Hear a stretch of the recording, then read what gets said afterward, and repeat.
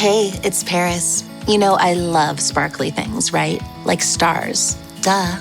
And thanks to Hilton and AutoCamp, I just slept under them. Picture me, serving looks by the fire outside my luxurious Airstream, making s'mores with the kids, while a national park is our backdrop. The great outdoors meets Hilton hospitality. That's hot. Explore all the new ways to stay at Hilton.com. Hilton for the stay. This episode is brought to you by Indeed.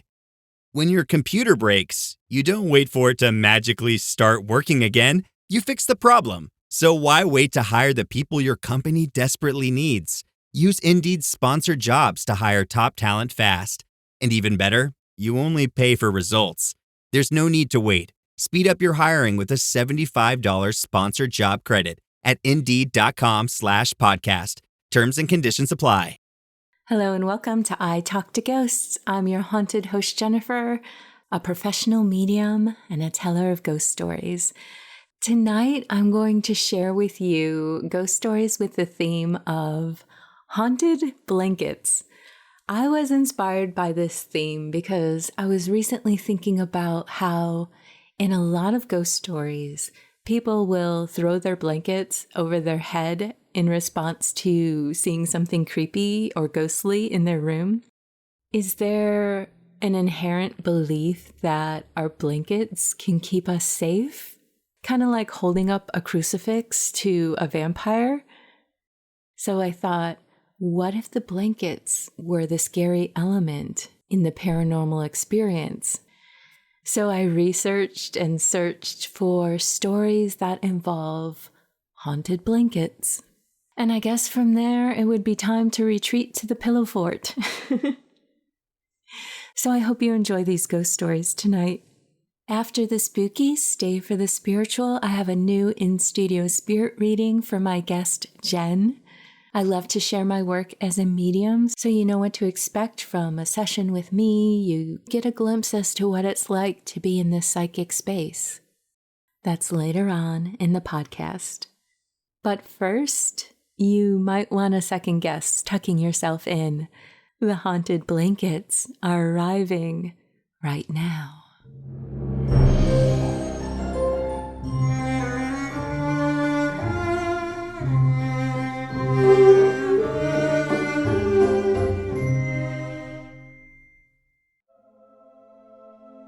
After going through a series of challenging life circumstances, I made the decision to move with my 2 children and start fresh, somewhere new. I wanted a place that felt more peaceful, more rural, somewhere that could offer us all a better life. When I told my kids we were moving out of state and showed them the photos of our future, snow-covered fields, quiet farms, and woodland animals native to the area, they lit up with excitement. I could barely contain mine, just seeing how happy they were. No more city concrete for us. A couple of months later, we were settled into our new home. We started falling into a rhythm, taking evening walks on the nearby trails after school and work, watching wild deer graze in the field, experiencing snow for the first time in a long while. I felt like we landed in a little pocket of peace. We were actually where we were meant to be. Then came that night. It was a month or so after the move, during our normal post-dinner routine. I don't know why, but I had this odd, instinctive feeling that night. I wanted us all close together. So we decided to sleep in the living room, something we've done a few times before during weekend movie nights. We were all piled on our L-shaped couch.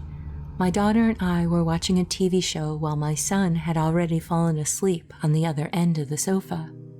Another episode had finished and I glanced over at my daughter. I told her it was time to close her eyes, and she said she wasn't tired and asked for one more episode. Looking back, I'm glad I said yes.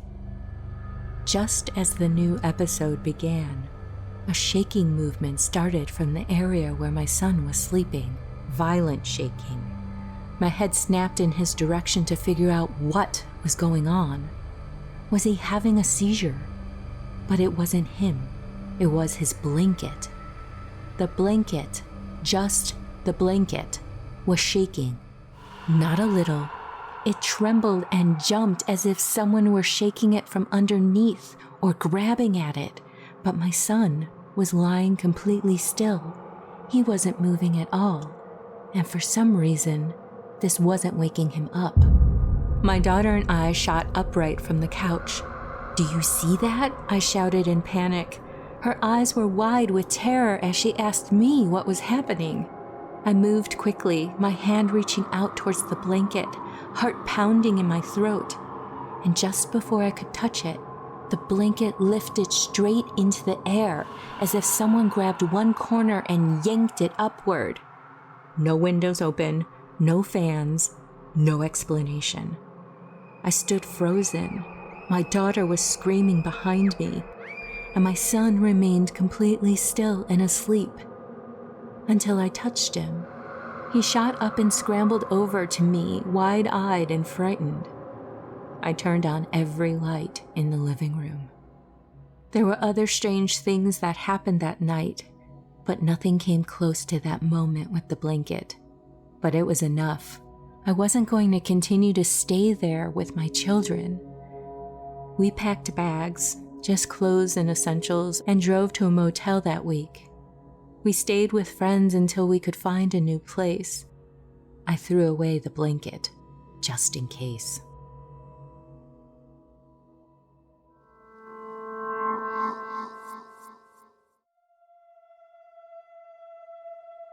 It was a late winter night, the kind that settles into your bedroom like a heavy sigh.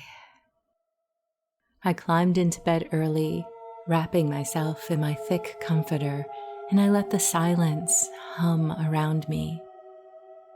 Sometime after midnight, I felt the faintest tug at my feet. Half asleep, I assumed I'd kicked the covers loose, and I tucked them back under my heels without opening my eyes. A few minutes later, the tug returned, just a teasing inch or two, but this time it paused, as if waiting to see if I'd react. I propped myself up on one elbow, scanning the dark room. The closet door stood ajar the way I left it, a thin wedge of black between the frame and its hinges. Nothing seemed out of place. I told myself it must be the cat, even though she'd been locked out for the night, and I pulled my blanket higher. That's when the movement started in earnest. My comforter tightened across my shins, sliding with a deliberate slowness that sent goosebumps sprinting up my arms. Not thinking, I clamped a hand around the edge of the fabric and I whispered, "Stop!" Instantly, the tension vanished, as though whatever was testing me suddenly withdrew its hand. I lied there rigid, listening. The house offered only its usual creaks, no footsteps, no rustling. Eventually, my heartbeat steadied, and I dismissed what happened, and exhaustion dragged me back toward sleep. A moment later, a sudden violent yank ripped the blanket past my waist. I shot upright, grabbing for the fabric edge that was no longer there. My comforter bunched at my hips. I snatched for it, but the blanket slid away, slipping away from my fingers with the unmistakable resistance of someone pulling on the other side. Adrenaline flared hot in my chest. I swung my legs over the side of the bed, preparing to chase whatever intruder I thought I'd find, but the room remained empty. Only the moonlight spilling through the curtains lit the wooden floorboards. The blanket was crumpled in a soft mound beside the bed. I took one cautious step forward. In an instant, the entire blanket jerked towards the open closet. As if drawn by an unseen puppeteer, I lunged, fingers grazing the hem, but it dashed from my reach and disappeared into the closet darkness. The door, which had stood barely open, swung wider with the blanket's passage, and then creaked to a stop. Silence settled in so thick I could hear my own ragged breathing. I forced my legs to move. With a trembling hand, I turned on the closet light. My blanket laid on the hardwood floor in a tight, serpentine coil, gathered as if the corners had been clenched in invisible fists and dragged in there. Its folds ended in a loose knot near the far wall. The fabric twisted awkwardly, like an afterthought. No cat, only empty hangers rocking faintly on the rod, brushing one another with a metallic, unsettled click. A faint, cold current drifted out from behind me. I spun, but no window was open, no vent exhaled. The room felt smaller somehow, as if I was sharing the space with something that shouldn't exist. I watched the blanket for a full minute, waiting for it to twitch. It didn't move again. A breath I couldn't see grazed my ear, carrying a scent like a damp cellar stone. That was enough. I bolted, slammed the closet door, and shoved the bedroom dresser against it in one panicked heave.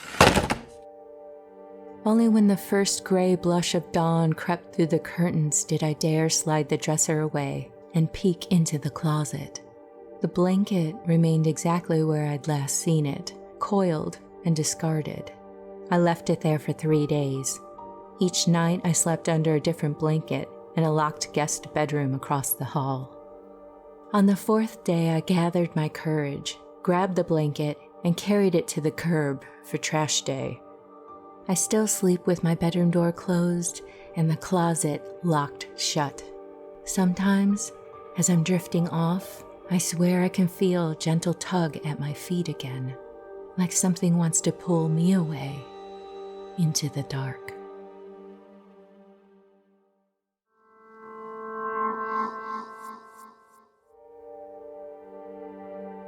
I found the blanket at a secondhand store I stopped at on a whim. One of those out-of-the-way places that always smells faintly like old paper and furniture polish. The blanket was tucked in a basket near the back, folded neatly under a crooked lamp. It was a hand-stitched quilt, deep shades of red and blue, the kind of thing that looked like it had a history, but it was still in good shape. It had a nice weight to it, comforting, familiar. I bought it without much thought. That night, after washing and drying it, I spread it over my bed. It made the room feel a little cozier. I remember thinking it suited the space more than my old comforter ever did. The first thing I noticed was the smell. Not strong, just faintly floral, like old perfume clinging to fabric. I'd already washed it, but the scent lingered. Not unpleasant, just dated, but a little too present. A few nights in, I started waking up more often. Not from nightmares or noises, just this weird awareness, like something was just a little off. I'd open my eyes in the dark, feeling alert without knowing why. The room always looked the same, but there was a feeling in the air, a kind of stillness, as though someone else had just left the room. And here's another strange thing. This is just gonna sound weird, but the blanket itself always seemed colder than the rest of the bed. Even hours into the night, I never quite warmed up. I'd run my hand across it and feel a chill that didn't match the temperature of the room.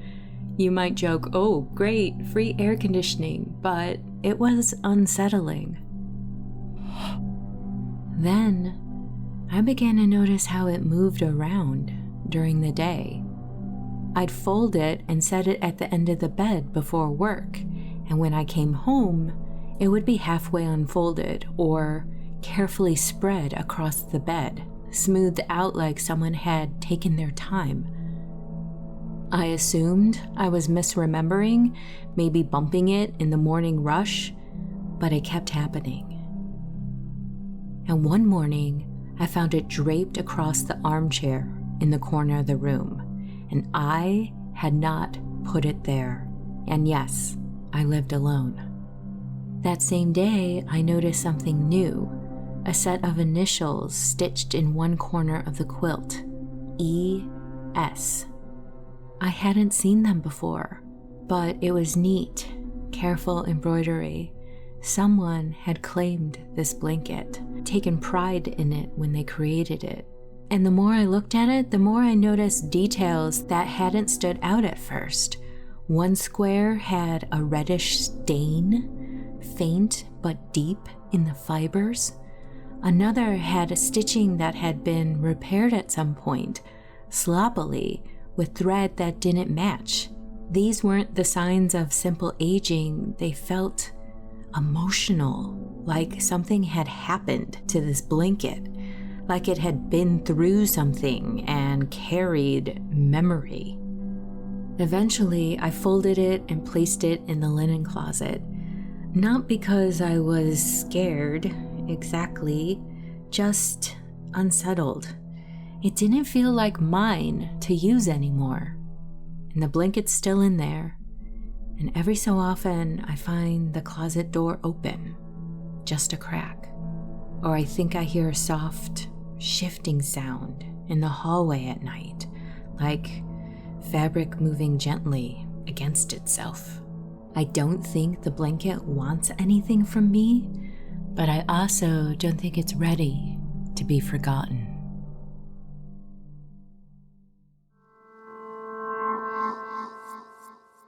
Ryan Reynolds here from Mint Mobile. With the price of just about everything going up, we thought we'd bring our prices down. So to help us, we brought in a reverse auctioneer, which is apparently a thing. Mint Mobile Unlimited Premium Wireless. How to get 30, 30, bit to get 30, bit to get 20, 20, 20, bit to get 20, 20, bit to get 15, 15, 15, 15, just $15 a month? Sold! Give it a try at mintmobile.com/switch. Upfront payment of $45 for 3-month plan, equivalent to $15 per month required. New customer offer for first 3 months only. Speed slow after 35 gigabytes if network's busy. Taxes and fees extra. See mintmobile.com. Welcome back to I Talk to Ghosts. My guest this evening is Jen. Jen, welcome to your reading. How are you doing? I'm good. Thanks, Jennifer. It's so nice to be here. I'm really glad we're doing this. We've talked back and forth a little bit about scheduling a time, and finally it's lining up. And gosh, today I was getting, like, my body wants to say it's nervous energy, but it was almost like electricity in my hands. Oh my goodness, there's so much going on here. I do believe there are multiple people coming in for you. And I do like to respect the order. There was an older man coming in, and his energy feels like stability and being sensible. And it's almost like this thread of it where it's like, ooh, thank goodness he's here. Because just because I feel like there are other elements of perhaps more gregarious people or, you know, and outspoken people. But with him, it's like, oh, it's almost like he wants to come in and like help wrangle this a little bit. Let's run this a certain way. This feels like a fatherly energy. And also, he's just really good at seeing the bigger picture and bringing all that in and being like, all right, this is how it should be. In a very good-natured way. Not stern. He's not stern. Yeah, so my dad was quite, I suppose, considered. He would enjoy a role because he didn't always necessarily feel very outgoing outside of having those parameters.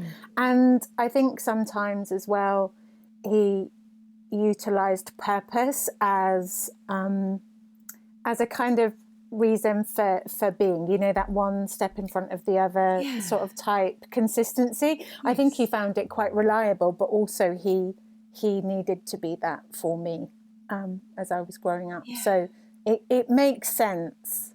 Yeah. And reassuring, the reassuringness of it. He's expressing what he's like, wow, this is such a great moment to have. And but he's also finding it kind of funny. And like, we're doing it, you know. Like I finally dialed you in. But like he doesn't want to waste it. And sure. He wants to be that stability. He wants to be known as the sensible one. Wait, Jennifer, are you saying he's like a bouncer? It could be.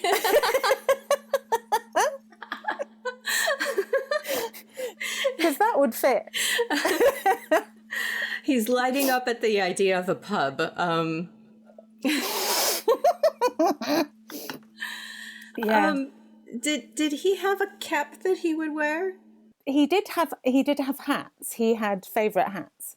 Sometimes when like I get a visual, then other people jump in with visuals and things.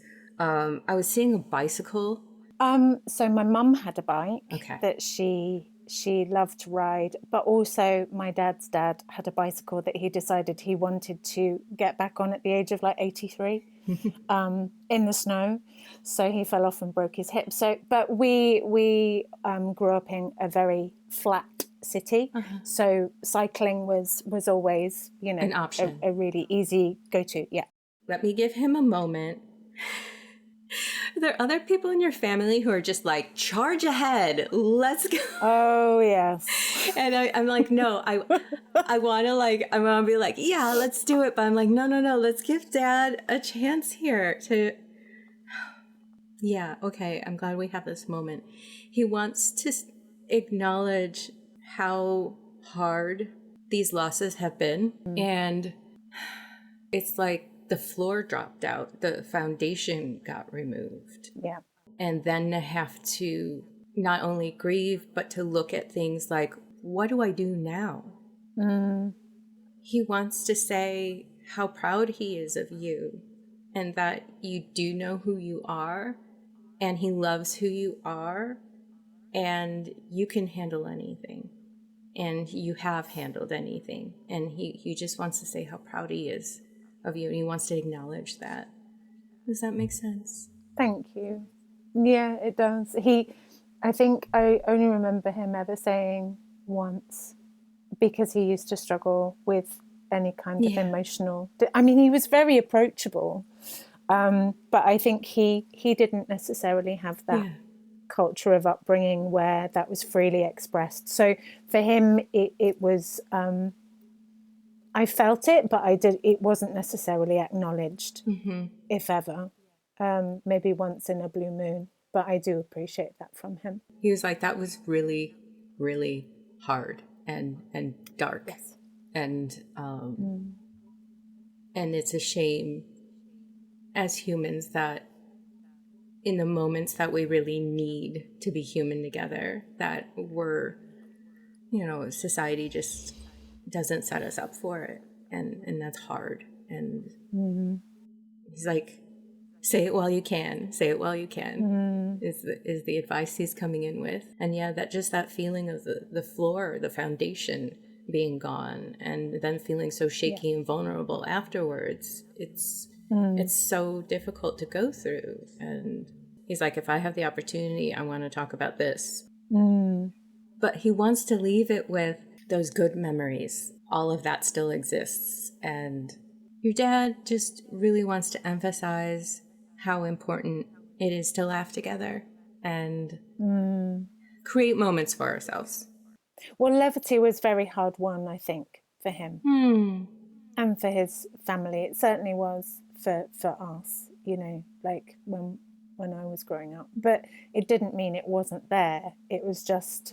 Have you ever had those moments where laughing feels like a surprise because you haven't done it for a while? Oh, yeah. It can almost be like explosive and you didn't realize how much you needed it. Oh my God, yeah, totally. There was this one time where he he shook a tomato ketchup bottle and the top flew off and it went all the way down the ceiling, down his, not very much hair on his head, all the way down his front. And oh my God, I remember just the pair of us just absolutely killing ourselves laughing. Normally he would have shouted, but it was just too funny. You couldn't ignore the fact that there was, it looked like a bloodbath down the middle of the kitchen. A crime scene. A crime scene, completely. Yeah. So explosive is the right term. He's conveying that. And just that, almost like suddenly feeling guilty, should we laugh? Mm-hmm. Should we actually be enjoying this minute? Because, pretty soon after you just realise that somebody else wasn't there that we wanted to share it with, But yeah, we did have fun. It was just, it was sporadic and hard won, I think. Mm-hmm. Okay, feelings that are coming in for me, and like I'm going to open this up for others to join us. I'm getting the sense of ideas, like being the idea person and moving on to the next thing very quickly, or just, ooh, what about this? Ooh, what about that? It was hard for them. It feels like this push-pull, like they want to do so much, but they can only do so much. Okay, so it's not the friend that I thought, but my mum, when you say about kind of, and the next thing, I didn't ever receive that kind of energy from my mum because she was, quite fixed, but she was more sort of adventurous when she was younger. She just wasn't like that with me, being her daughter. Mm-hmm. So, yeah, there were just two people that I thought, oh, I wonder, it would make sense to follow my dad, but. Mm-hmm.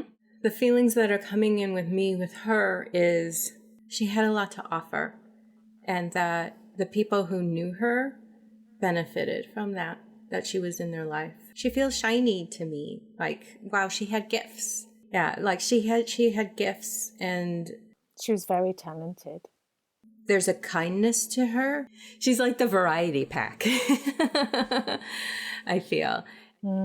I think I get the impression she was quite expansive, and her best friend had said that, whatever craft she was into at the time, they all had to try it. But I think there was so much more to her than that. Mm-hmm. That impulsiveness when she was younger is definitely being acknowledged. But she's saying, as I got older, she just feels very rich emotionally, and that she knew herself too. I'm not sure she shared everything. I think she kept it internally. Yeah, I think she did too. And I think she was quite specific who she shared things with. Mm-hmm. I didn't have a lot of time with her. There was stuff that I know from my dad that she spoke to him about that she didn't share. I think that makes her sound secretive. She wasn't. She was discerning. Yeah. As you're saying that, she's saying every moment matters, and it's the small things that are precious, and that we have to remember that. We have to slow down and remember that. It's like she's saying, take the time. She's saying that there's nothing you can't do, that the world is your playground, and run around like mad and do everything. She's giving the advice that you don't have to be good at just one thing, and that variety.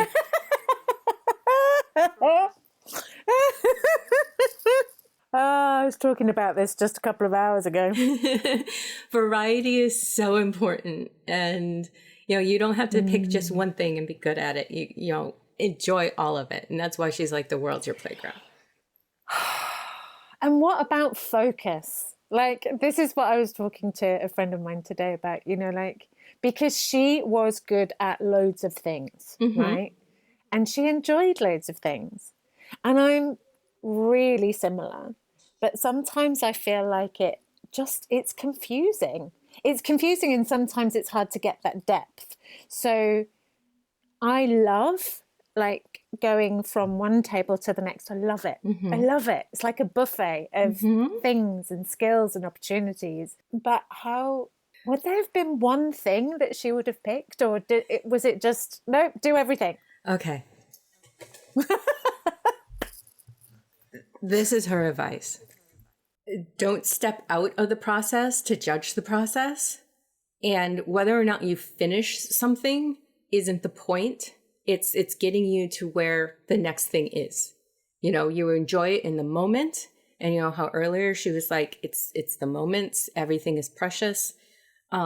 We don't have to put it on the scale of completion or how dare you move on to the next thing when the other thing wasn't finished. It's just not fair, because we're here to experience everything. Like she said, the world's your playground. And to focus on one flower in the garden when you have an entire garden blooming around you, and if you want to flit around like a butterfly or a bee, each experience is going to lead to the next, and you're richer for it because you've experienced it. It isn't about, well, did you really spend enough time with this flower? Did you count all the petals? You know? Yeah. And the experience isn't lessened because you've moved on. The experience is what the experience is. And we put this human filter on things. And it you know, how dare you, you know, you can't have 3 plates spinning at the same time. It's like, well, if you can, you can. Now, if you're becoming burned out and you're not enjoying anything anymore, that's something to examine and say, hey, what is my motivation here?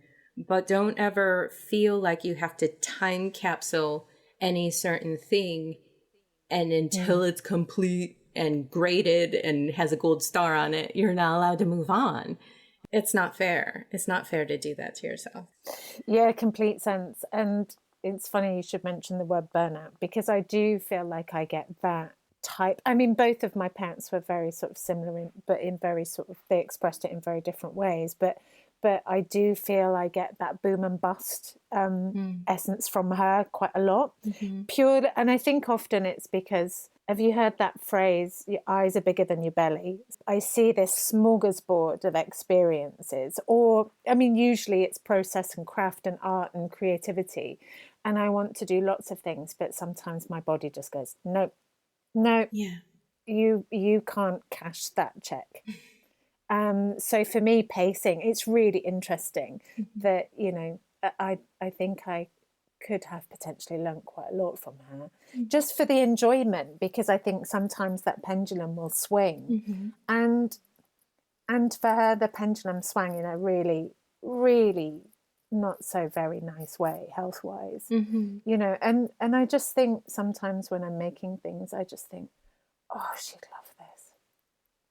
You know, it's like, I think of her all the time when I'm making. Yeah. I think that when you have that in the moment, it's because she is with you, loving it, you know, and we mistake it as our own emotion in a single way. And it's like, oh, like when I have moments like that, I'm like, oh, I see you here. Thanks for sharing this with me.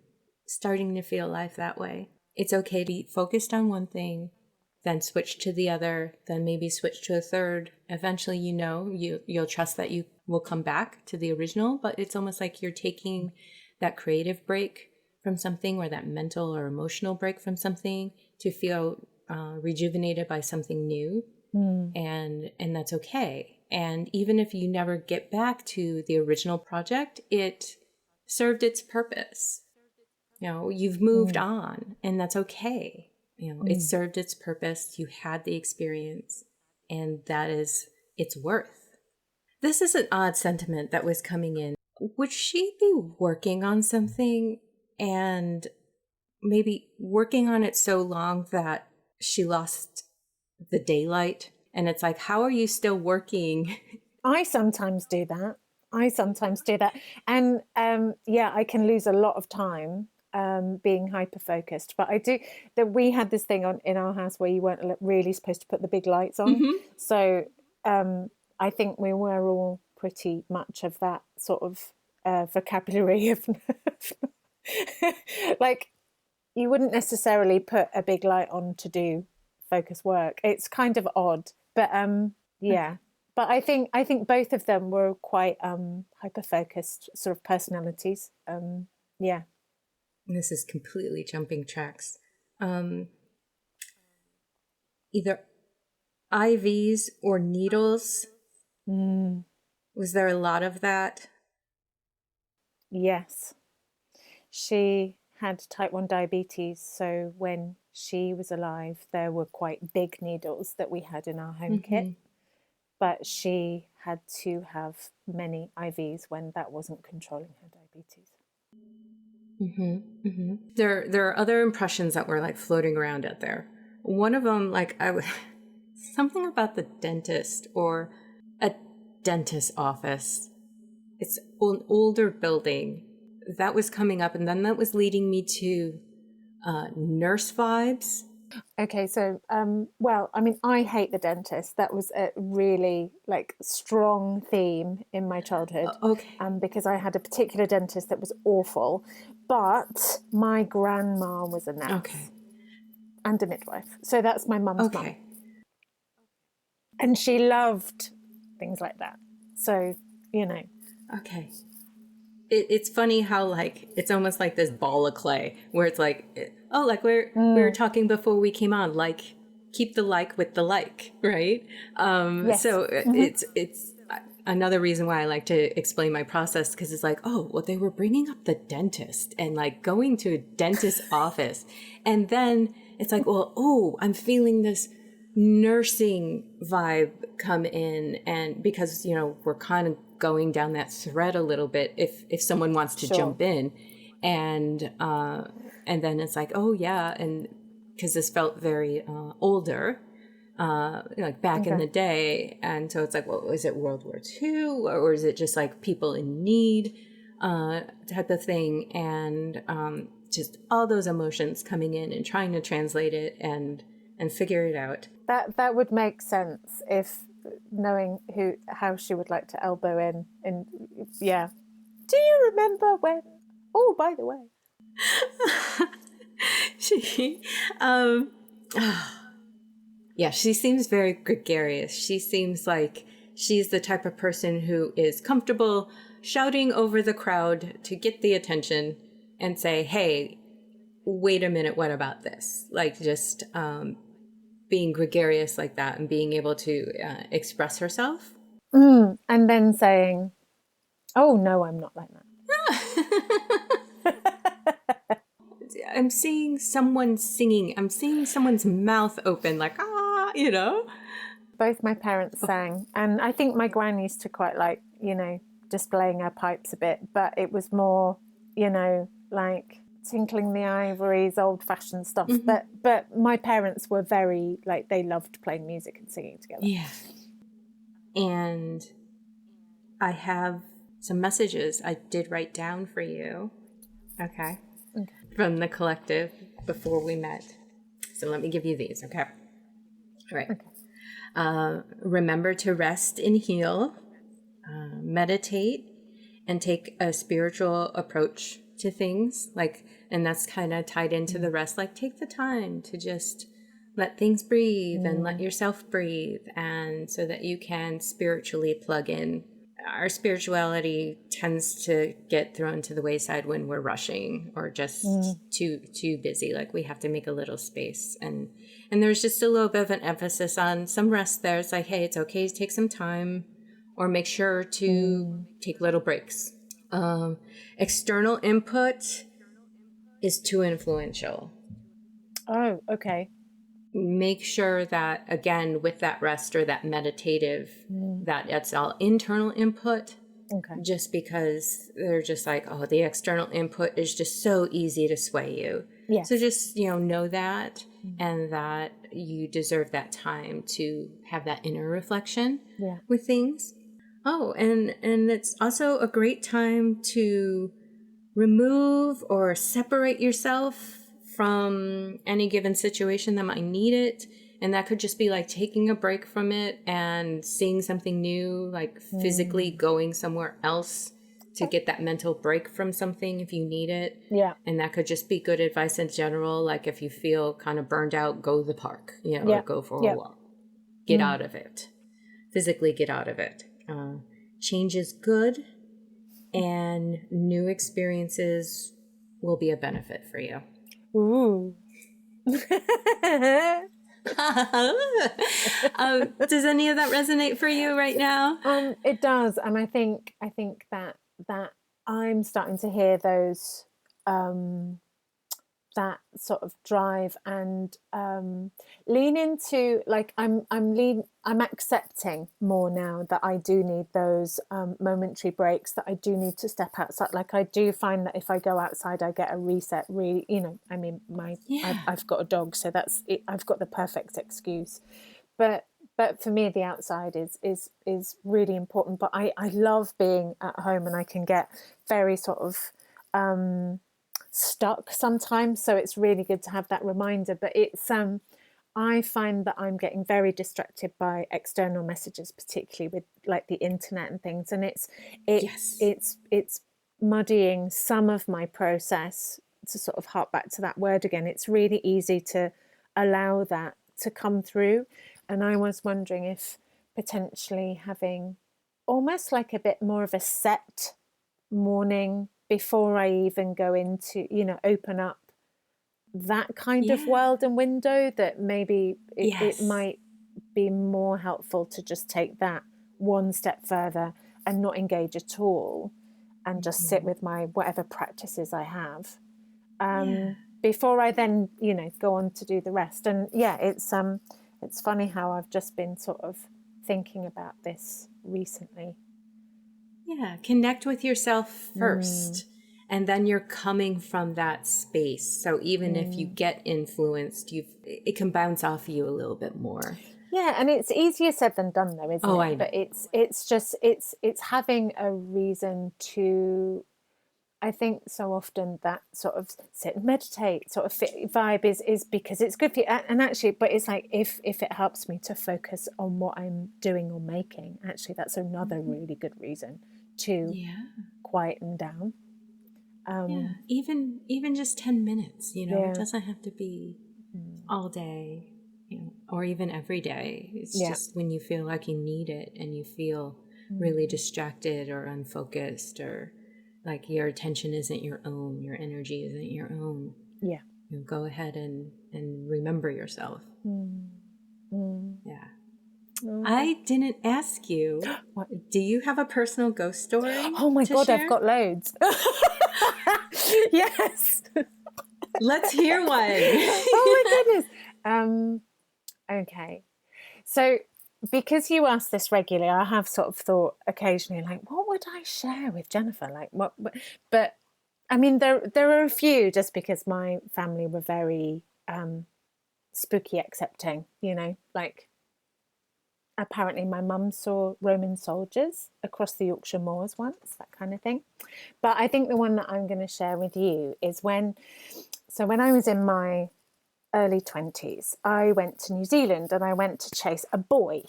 And that boy had been a really good friend of mine. He worked here near where I live in the UK. And he'd got a little frustrated by the fact that I kept saying no to going out with him. So he eventually went off surfing and left. And I was like, wait, come back. So I went over to New Zealand to go visit and go get him back. And when we were there, I'd never been to New Zealand before. And we did lots of traveling around in his car, and him and his best friend, and they were really into showing me around. It's a big deal going across the world. And we went and stayed with his best friend's mum. And I didn't realise, but a lot of their houses were, that you'd have like a living room upstairs with a balcony, and then bedrooms and things would either be down a corridor or downstairs. So we were staying with his friend's mum, and we were on like a blow-up mattress in the living room. So we were away from other people sleeping. And in the night, one night, the first night we were there, I kept hearing this man who was really angry really angry and grumpy and sort of chuntering to himself, like, what are these people doing in my living room? Like, but it was kind of faint, but enough to me to feel like somebody is not happy that we're in here. And I was really scared. So I would kind of try and whisper, like, Tim, wake up, Tim, wake. And he was like, my boyfriend was a really good sleeper. So I was just me on my own on this mattress with this grumpy dude complaining that two people were asleep on his floor, right? And I could also hear wheels. And in the morning, we were all kind of having coffee, and Tim's friend's mum said, "Oh, how did you sleep?" And I was like, "Oh my God, really badly. There was this really weird man and I was too scared to look up and he was complaining." And everybody looked at each other, like, knowingly. And I was like, what is it? Like, what? Tell me. And she said, the gentleman that used to live here was notoriously and not a very nice guy. And I was like, so what about I could hear wheels. And she said he was in a wheelchair. Oh, wow. Yeah. So that was quite a nice sort of validate. But yeah, I was terrified. I kept trying to wake Tim up and he wouldn't wake up.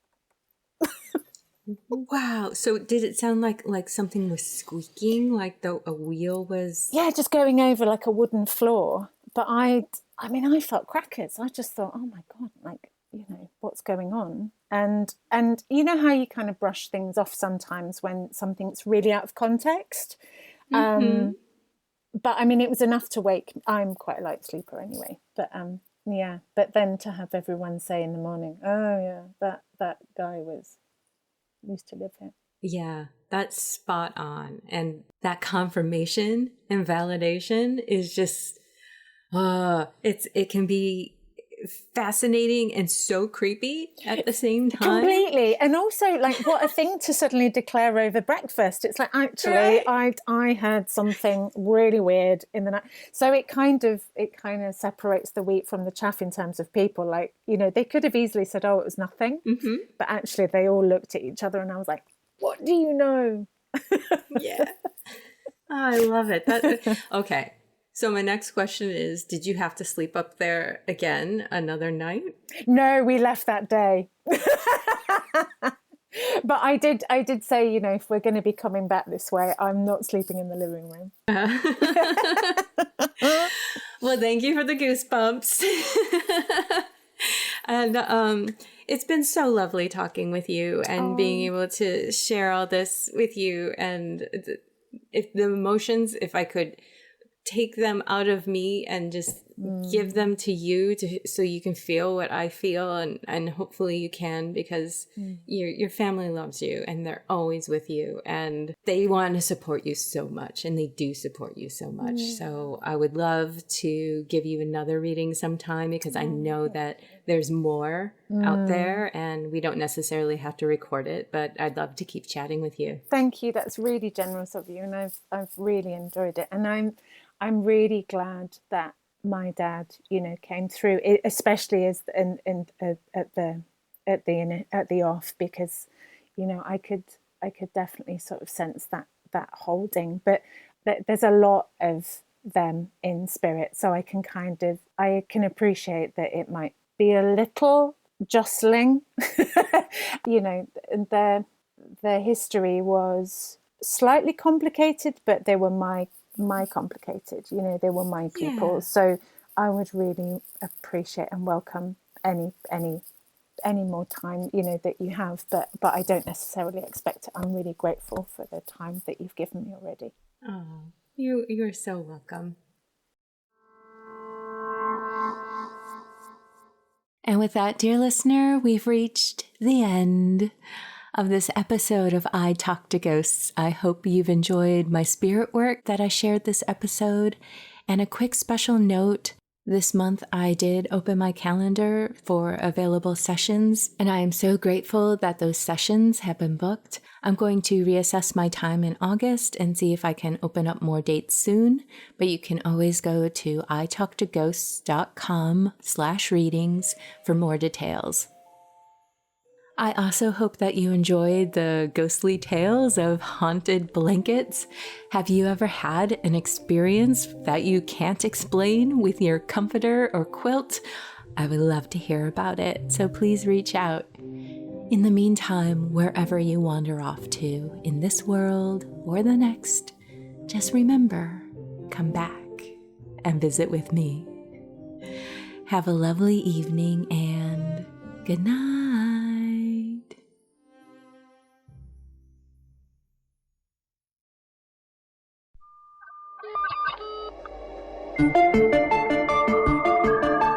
Fear Daily is a podcast that takes you into the shadows of the past, unearthing the 1990s most terrifying tales of monsters, madness, and life after death. Discovered on a forgotten bulletin board server somewhere in Pennsylvania's Rust Belt, these stories are an archive of humanity's strangest encounters with the unknown as told by the people who experienced them. Written by Brennan Storr, creator of the Ghost Story Guys, and hosted by Brandon Scheck-Snyder of Southern Gothic, Fear Daily is your window into the dark corners of our world. Follow Fear Daily today on your favorite podcatcher to receive new episodes Monday through Friday, each and every week. Welcome to Brew Crime, a true crime and beer podcast. Join me, Mike, and me, JT, as we explore the world of crime, conspiracies, or whatever catches our attention. This is a podcast where we pick a theme, cover a few cases, and pair them with a brew. Between themes, we do what we call Brew Crime News, a funny look at current news stories, be it crime, animals, sports, or even celebrities. You can find us on all social media at Brew Crime. Our website is brewcrime.com, and you can find us on any podcast app at Brew Crime Podcast. Join us as we discuss the horrible crimes that surround us, and maybe, definitely, tip a bottle or two back as you do it. Drink with us weekly.